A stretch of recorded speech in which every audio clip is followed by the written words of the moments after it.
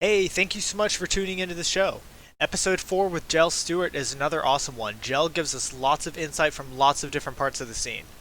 This episode, we will be doing a giveaway sponsored by FU Athletics.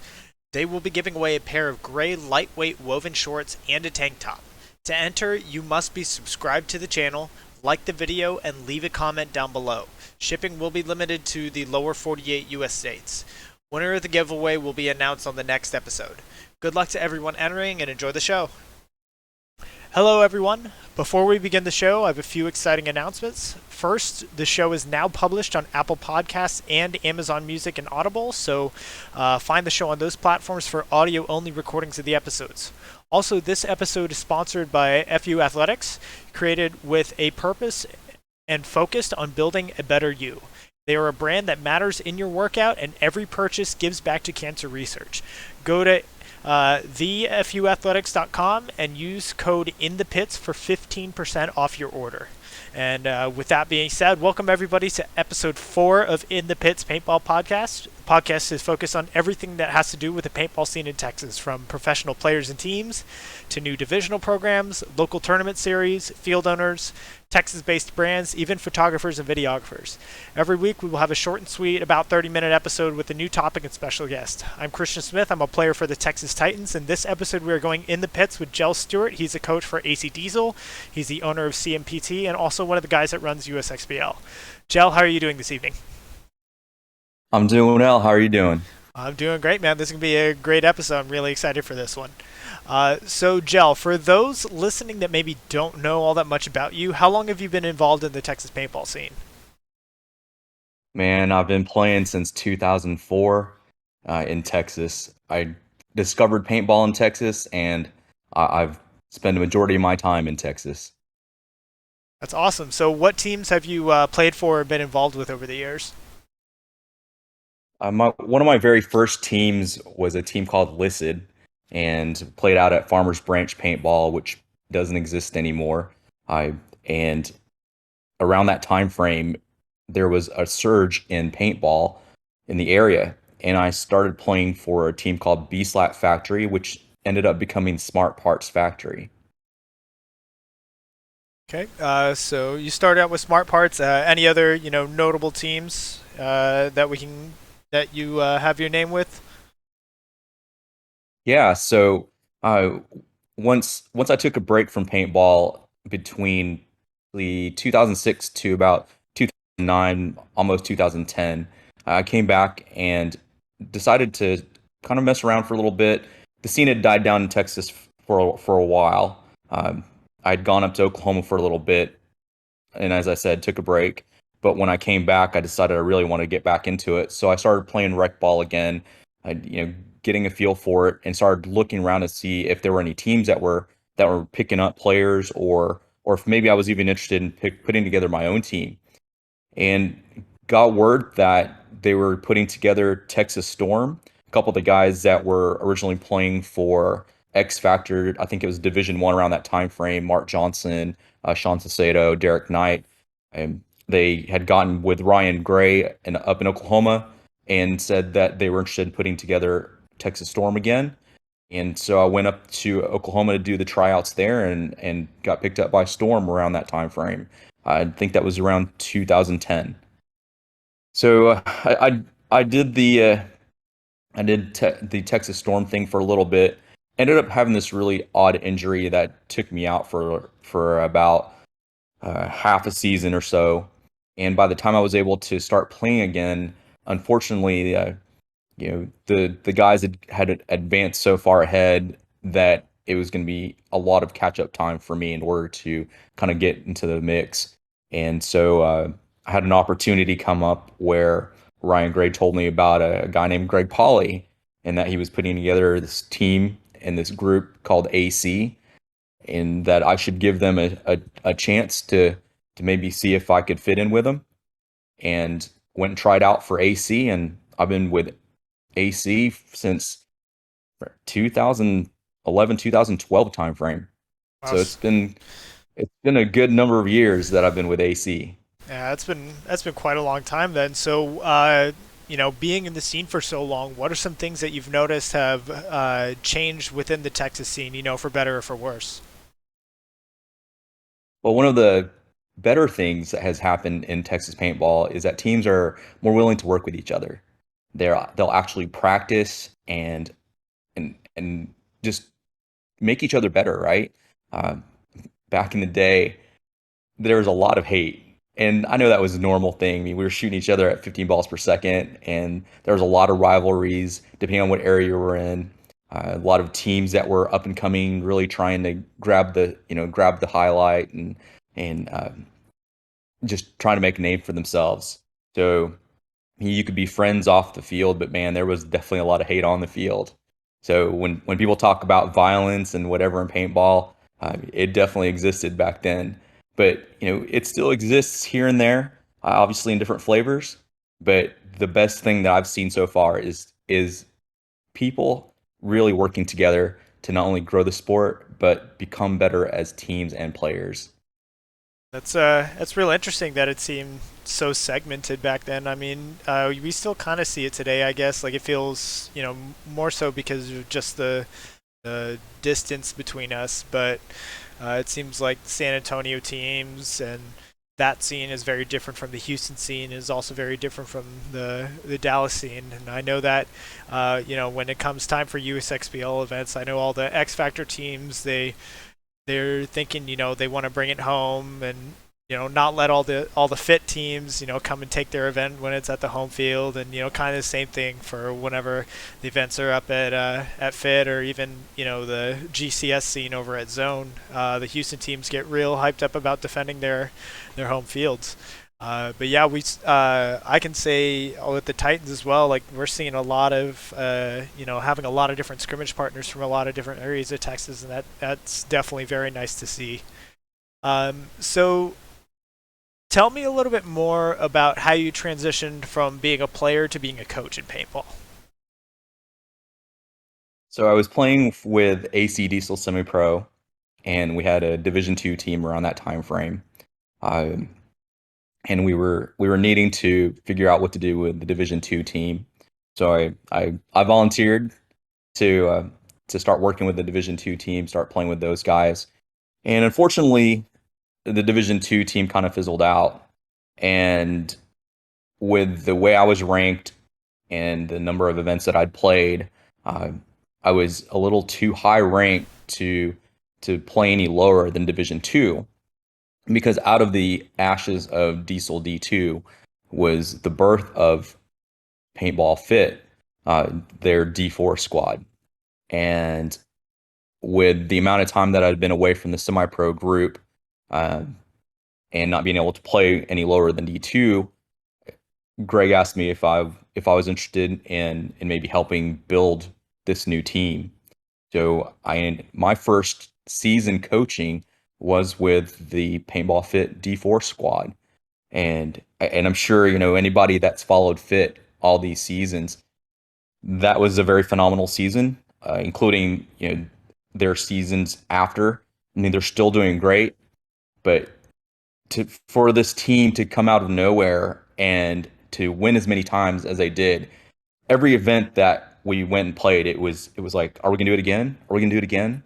And when they would win, it was just like, okay, well, that's not gonna happen, right? That's not gonna happen the next event, and they do it again, and by the end of the season, it was like, holy cow, this is amazing, right? That we actually pulled this off, and the number of wins that squad pulled off for Division 4, and then to do it again in Division 3, with Casey Harris taking over for coach there, and that was the time frame where I actually ended up going to start coaching the semi-pro squad for Diesel.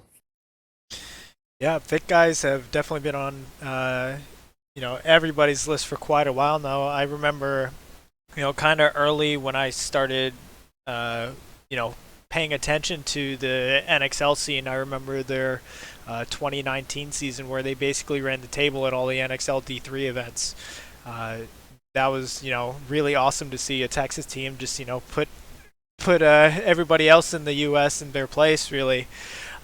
So you were pretty involved with the the Fit.com roster. So, what is it? What was it that kind of made you come back to being a coach for Diesel? Uh, Greg said I did a great job with the Paintball Fit guys and said, hey, listen, we've got a goal that we're trying to accomplish with Diesel. We need this team to go pro, and you're growing as a coach, and I want to see if you can do the same thing with the Diesel guys and help the team get this pro spot. So I took him up on the offer, and that's how I ended up becoming the coach for Diesel around that time frame. Yeah, and Diesel, kind of, I want to talk a little bit more about Diesel's run to earning that pro spot because besides the Hurricanes, Diesel is the most recent team to earn their way to the pro division by, taking first place for the semi-pro season. So, what would you say are the most important things to winning, earning that pro spot, winning that semi-pro season in the NXL? Everyone putting in the work, right? From the players to the coaches and the pits. People don't realize just how much effort and time goes in across all the levels. You've got the people that work behind the scenes that take care of the logistics to make sure that the team functions correctly, that everything's in place in order for the team to actually be able to go and compete at at any level, whether it be the lowest level at the national events, all the way through to the highest. I mean, you still got to have a good support team. Then you've got to have the players that put in the effort and the time in order to become better as a team, and to actually do what they need to do to make things happen on the field. So, all those pieces just falling into place and making things happen. Um, and it just all came together, and I think that's what ended up helping us get that pro spot. Okay, so all of those pieces kind of diving a little bit more into the specifics, like did that, uh, you know, materialize in, the amount of drills that y'all were doing, the amount of practices or weekday practice schedule, or, support staff, how, getting a little bit more into the specifics of that, how, tell us a little bit more of the details there. Uh, so we became a lot more organized as we moved forward, and as each event um, came upon us. We definitely put in a lot more time and effort in regards to the amount of practices, the time at practice. Uh, the leading up to each event, we were always doing the 2 days, um, the 2 day practices, the 2 weekends before each event. Even before that, we were spending mandatory practices, having anywhere from 1 to 2 day practices before like the official event practices, and then trying to get the players to actually spend time away from the team to really work on their foundation. Uh, you can't ever forget that. As a player, you've got to constantly improve your foundation, right? If you don't have a good foundation, then you're not going to grow in the right direction, because if you're doing something wrong and you're doing it over and over again and somebody doesn't point it out to you, then those things can hurt you in the long run. So that's one of the things that we try to do as a team and as a group, is we try to find ways to become better in the different aspects that we work on. Whether that be, hey, we need to be better about being organized in the pits, making sure that we're consistent about taking care of the little details. Whether it be making sure the quality of our paint is good, the temperature of our paint, all the way to making sure that we've got people that stay on top of our players, making sure they're clean, making sure they're ready, hydrated, and then the players themselves knowing exactly what they need to do whenever they're on the field and off the field. Being prepared for if we've got to call a play and somebody does something a little bit different in a certain spot, getting that information to each other. I think that's the big thing, is communication across the board, from top to bottom.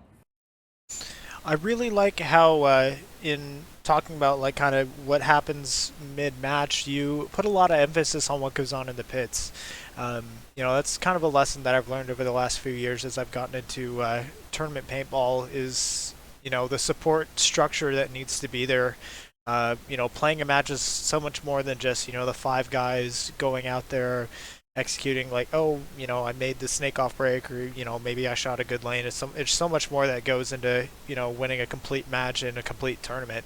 So, a little bit along those lines, you're kind of the one of the head voices in the pits when it comes to being a coach in the NXL.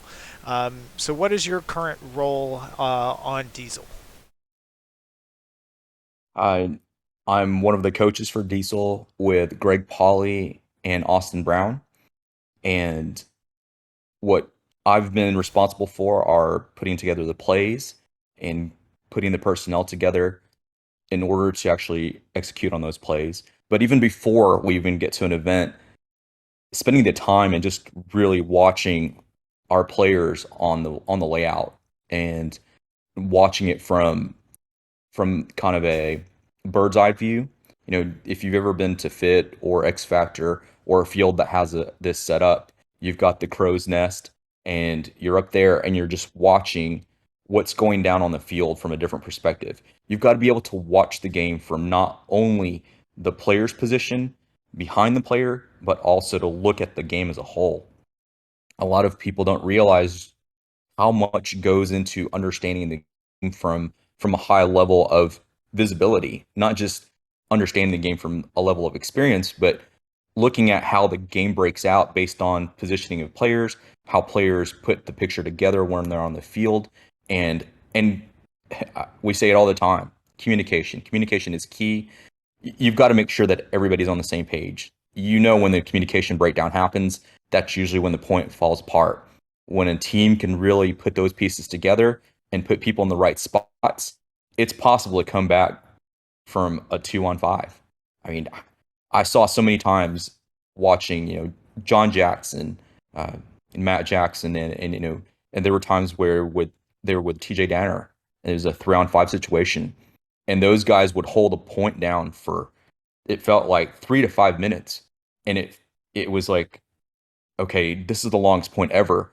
But because they were just talking to each other over and over and making sure that they were all on the same page, they were able to pull some of those points out. And those are the things that we've learned and brought over to the Diesel side. Because if you've been around us long enough, we had two pro squads. We had AC Dallas and AC Diesel, and each team had a little bit of a different flavor, different style, and so, we were trying to find our own way in how we function in our style of play, but at the same time also learn from our brothers on AC Dallas. So I think that was one of the biggest takeaways from Dallas was hey, it's possible to pull off some amazing stuff if your team is really working together and communicating to everybody on the field. Yeah, absolutely. And we've seen, those guys pull it off, going back watching almost any iteration of the roster, just, their style of play that seems to have a lot of trust in each other. What is one tip that you would give for teams in the pursuit of a season title, in any division that? Number one tip is don't stop working on your foundation. Your foundation is players, and your foundation is a team. Um, Try to get a core set of guys. It's hard when you're constantly switching players or you're having to plug players into certain spots in order for a team to really work out, right? It takes more time and effort in order to make sure that people are working together when you're having to plug in somebody completely new. That's obviously been one of our challenges for Diesel is we have been working on trying to be consistent about our players, but unfortunately, life happens, things happen to where, our core has definitely changed from one season to the next. But at the bottom of it, we still have a specific group of players that we know work together a certain way, and we just have to adapt and make those things happen.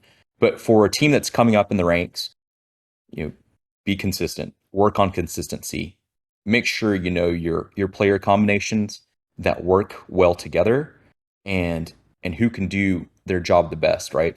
Everybody has a job to do when you're on the field and off the field. Know what your job is, do it well. Awesome, thanks. We'll definitely, hopefully, all those divisional players out there listening, take those words well. Let's see. So, real quick before we continue with the show, we've got quite a few people watching live. We, at the very end, if we have time, and which we should have time, we'll take 1 to 2 questions from the chat. So, if you have something that you would like for Jel to answer, please go ahead and put that in the chat. We'll get to that towards the end. So, outside of the actual paintball playing and coaching, you also run a clothing brand called CMPT. So, tell me a little bit about how you got that started and what does CMPT stand for? So this is kind of a humorous story. Is that when people come up to me and they're like, "What is CMPT?" I have to explain to them that CMPT is compete, and it all started with when we were sponsored by Raza and Weapons. I was doing a lot of the design work for all our AC apparel, and going back quite a few seasons, a lot of the designs that were on any of the things that we're wearing, I'd say about 85-90% of it was my work, right? I was doing all the jerseys, the pants, things like that. But I was working together with Raza and Weapons in order to be able to get my designs and artwork onto their products. Uh, with some direction from Greg, obviously, with Greg being the primary owner of AC and being very particular about the brand, he wants to make sure that things look good, and we follow a certain kind of style when we were doing things for AC Dallas, and then we were doing things for Diesel, whether that be the color palette or certain elements of the branding and the type of design elements that we were using. We were trying to be consistent across the board. So anyway, with the constant work that we were putting out products and apparel through Weapons and Raza, um, Todd Martinez said, "Hey, you need to come up with your own brand, because you're putting together all these designs. You might as well get some credit for your work." And I thought about using my whole liquid gel persona, which is something that I've had for quite a few years. I was doing tech work since the early to mid 90s, doing computers, web stuff, and web design. And I was like, well, I've always had this, but I don't know if that's cool enough, if I'll use it. And then just one day I was kind of messing around, and we were a couple of people and I were just kind of talking about the different brands that are in the industry right now. You've got you've got Under and Maxed and all these different brands where you kind of drop the vowels and you come up with your brand. And I was like, well, you know what?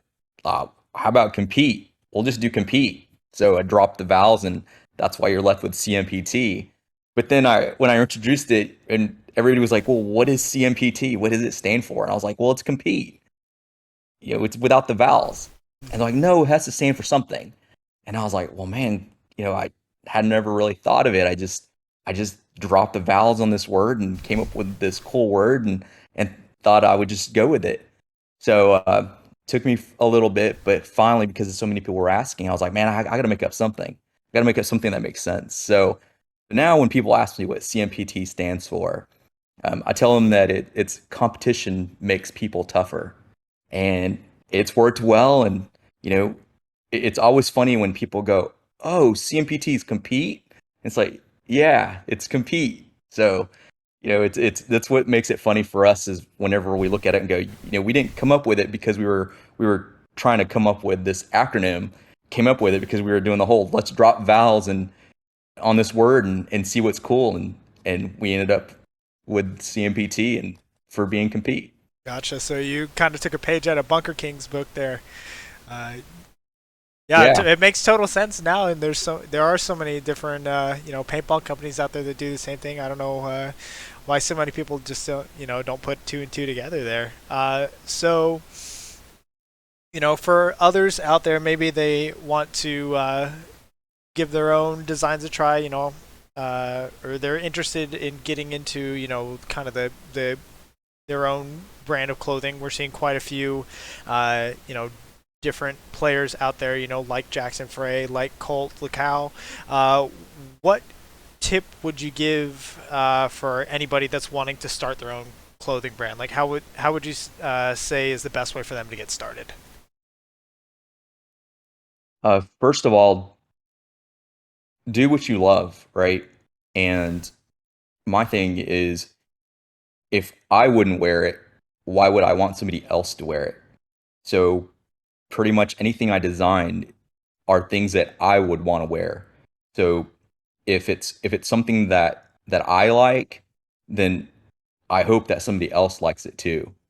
It doesn't always work that way, but at a minimum, I at least know that I would at least wear that, and then if somebody else comes along and likes it, then great, then they can wear it too.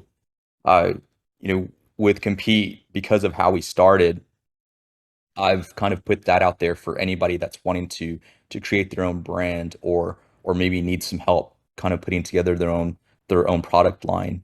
Uh, I'm more than happy to work with them in order to do like a little bit of a label where they put their own spin on things, and they can go through Compete and put together their own stuff.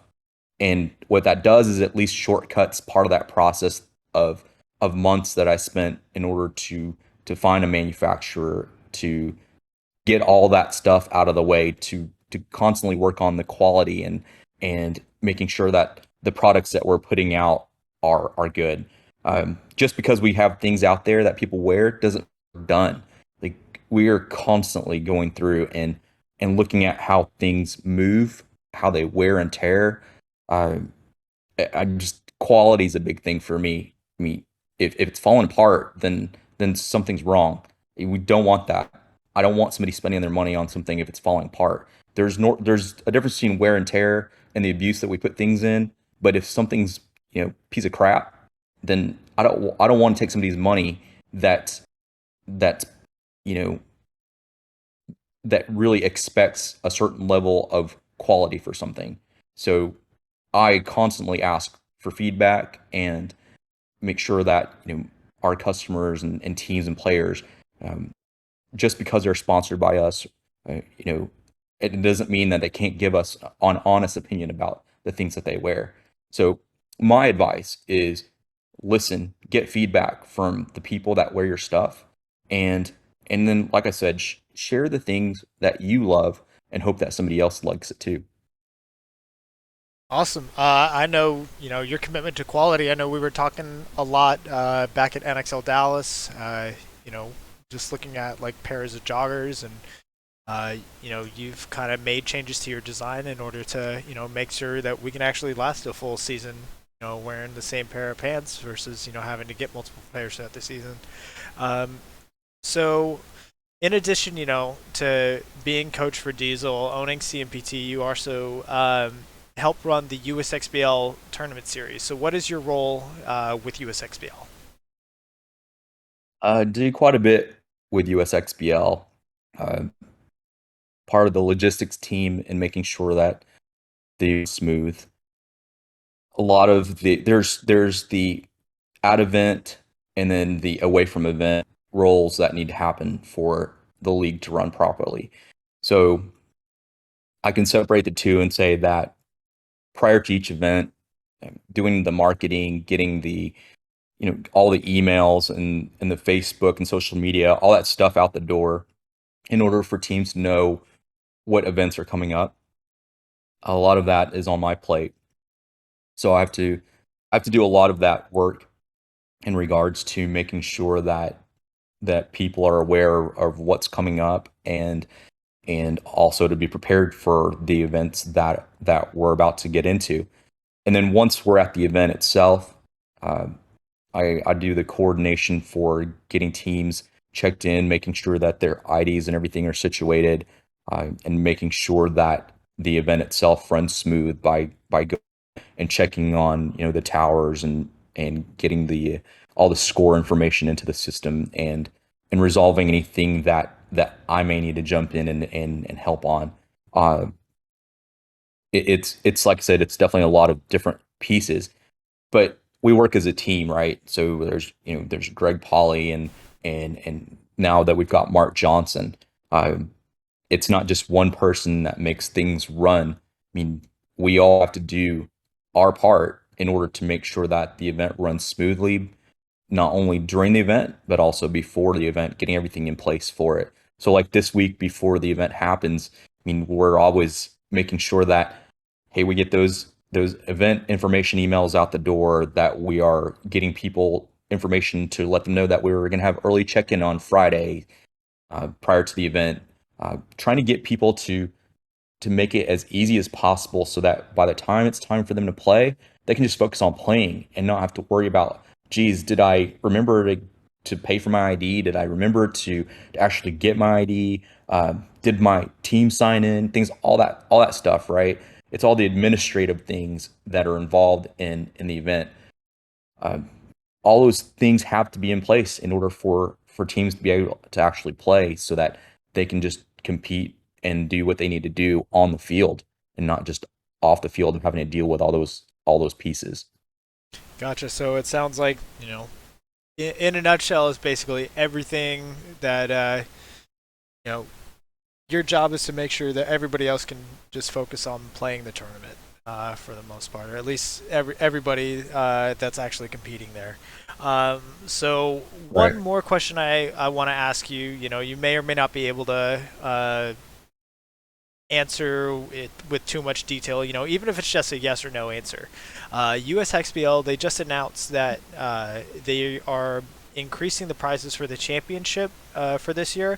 They're also bringing back the Race to 2 division in D4. Are there any other changes that USXBL has in the works that you can talk about, or? Not really anything I can talk about at the moment, but one of the things that we're always doing for our events is finding ways to make improvements so that every experience for that person is better when they come back, right? We can't control every little aspect of the event, but we will try to do our best to at least make improvements so that the things that aren't going well won't happen again. And we try to make sure that we keep an open ear so that people that can provide us the feedback, uh, that we're able to take that feedback and do some type of action in order for us to be able to improve the overall experience.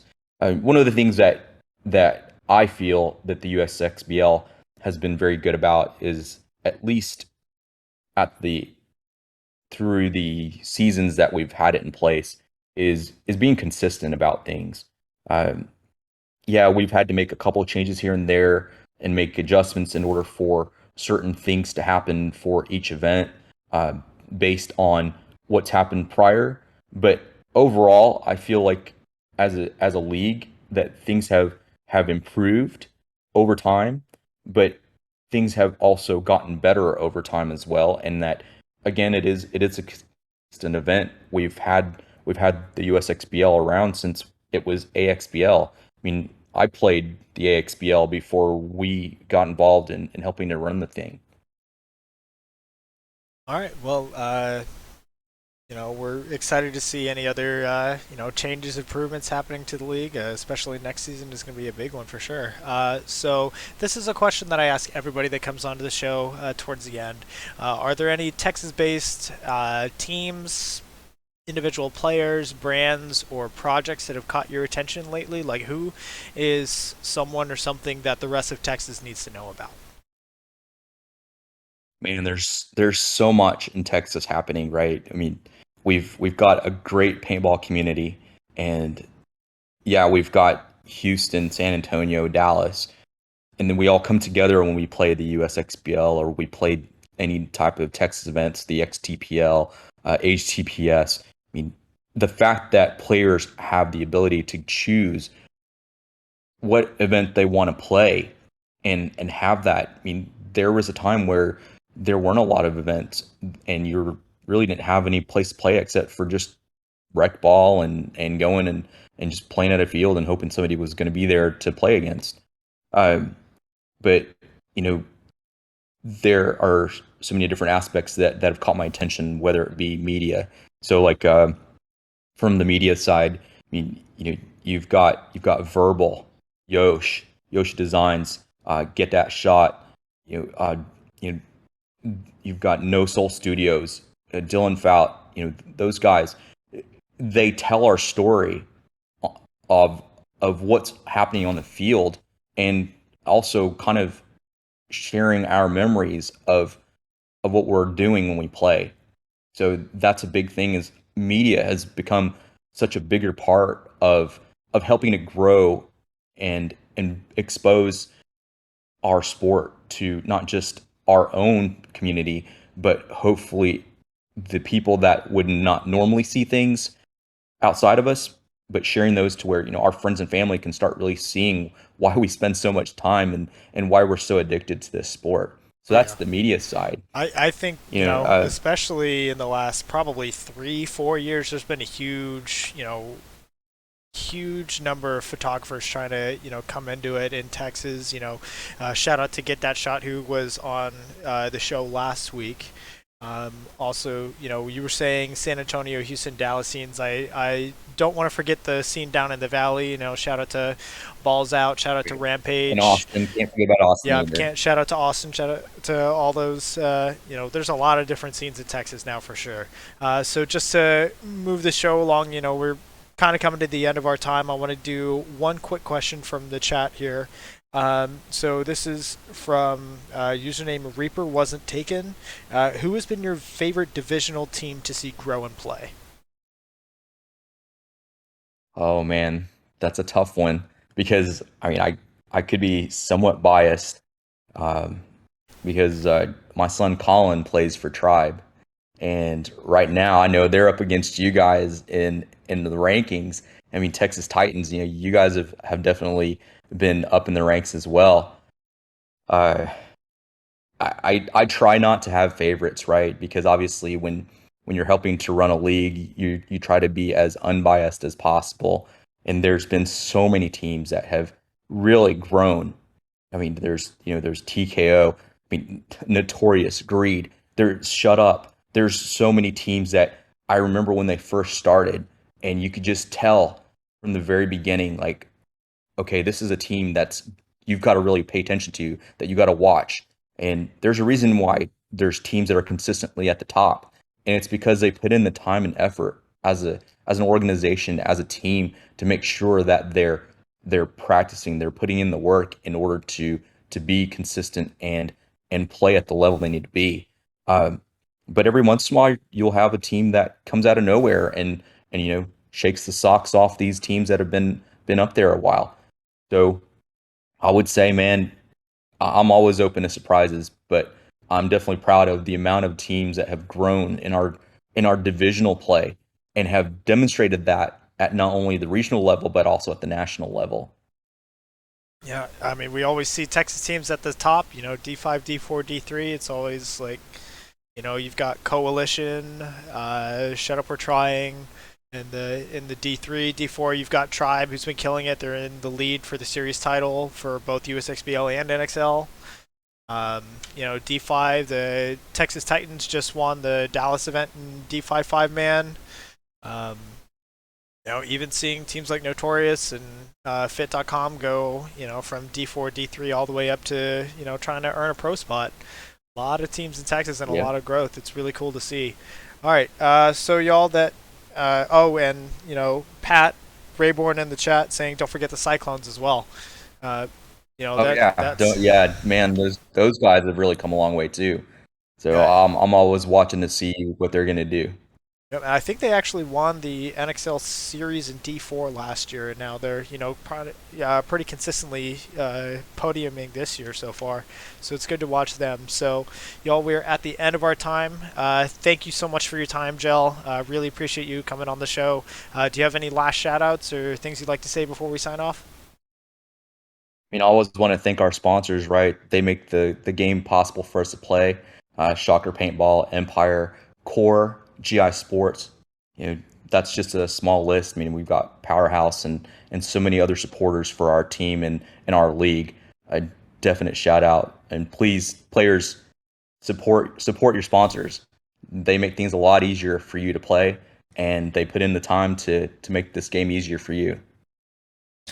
Absolutely, and not just on the teams, but also outside projects. Looping back to what we were saying at the beginning, this episode is sponsored by FU Athletics. That's my buddy Thomas, who is also on the Texas Titans. He has his own brand of athletic clothing. We're offering so his little spiel that he gave me is created with a purpose and focused on building a better you. They're a brand that matters in your workout, and every purchase gives back to cancer research. So for all of the listeners for In the Pits, go to thefuathletics.com and use code INTHEPITS for 15% off of your order. So y'all, thank you so much for tuning in. Be sure to go follow Gel's Business Compete at Go CMPT on Instagram, and also follow AC Diesel at AC Diesel PB underscore.